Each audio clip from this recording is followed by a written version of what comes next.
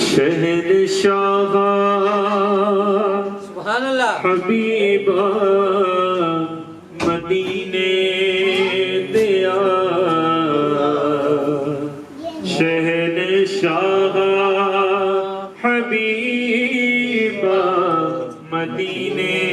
دیا خیر منگنا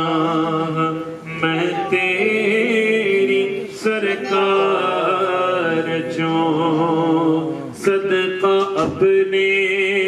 حبیباں ددے سونیاں صدقہ اپنے حبیباں ددے سونیاں خالی جانا میں تیرے دربار چوں پہنچ ساغے سب دے سفینے گئے بختاں والے ہزاراں مدینے گئے میرے بختاں دی کشتی وی نام خدا پار کر دے غماں دے تو مجدار چوں میرے بختاں دی کشتی وی نام خدا پار کر دے غماں دے تو مجدار چوں اور جیڑا اللہ دے ولیاں تھی کرتا اے سگ اس کچتے بھی آندا اے ہیرے دا رنگ سبحان اللہ جیڑا اللہ دے ولیاں تھی کرتا اے سنگ اس کچتے بھی آندا اے ہیرے دا رنگ اس ہیرے دا رہندانی کوڑی بھی مل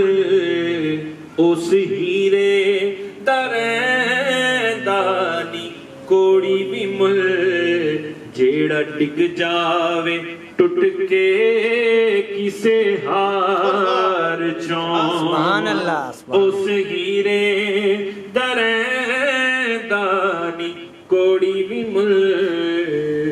کہیے سبحان اللہ سبحان اللہ جیڑا اللہ دے ولیاں دی کردہ ہے سنگ اس کچتے بھی آندہ ہے ہیرے دران یہ تھوڑا سا میں اس کو بیان کر مزہ آئے گا جیڑا اللہ دے ولیاں دی کردہ ہے سنگ جو اللہ کے ولیوں کی قربت میں بیٹھتے ہیں اب ہمیں کیا پتا یہاں اللہ کا ولی کون ہے تو ہم ذکر سرکار کی برکتیں تو لوٹ رہے ہیں نا اس کا مقصد اور مفہوم کیا ہے کہ اللہ والوں کے قریب بیٹھنا اللہ والوں کی محفلوں میں بیٹھنا تو اس کا کیا فائدہ ہوگا شاعر بتاتا ہے اس کچتے میں آندہ ہے ہیرے دران کچ سے مراد ایک مٹی کی ڈھیری جب وہ بھی اللہ کے ولیوں کے قریب آئی تو اس پہ ہیرے کا لگا اور ایک ہیرا جو ایسی محفلوں سے دور ہے ایسی محفلوں سے دور ہے ایسی صحبت سے دور ہے تو وہ ہیرا ہوتے ہوئے بھی اس میں ہیرے کی چمک دمک نہیں ہے تو ہمیں چاہیے کہ ہم ایسی محفلوں سے جڑے رہیں ایسی محفلوں میں آتے رہیں ہر جمعرات کو دعوت اسلامی کا اجتماع اور ہر جمعے کو سرا اور راشدین میں ہونے والی محفل یہ آپ کے لیے ایک انمول تحفہ ہے یہاں ملیشیا میں بھی ایسا آپ کو ایک گیدرنگ پرووائڈ کر رہی ہے ایسا آپ کو ماحول ایک مل رہا ہے تو اللہ تعالیٰ ہمیں یہ محبت سلامت رکھے اور ہمیں ذکر سرکار کی برکتوں میں شامل رکھے اور آنے جانے کی توفیق عطا فرمائے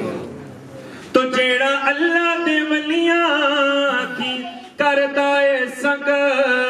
اس کچتے بھی آندا اے ہیرے دا رنگ اس ہیرے دا رہندانی کوڑی بھی مل جیڑا ڈگ جاوے ٹوٹ کے کسے غار سبحان اللہ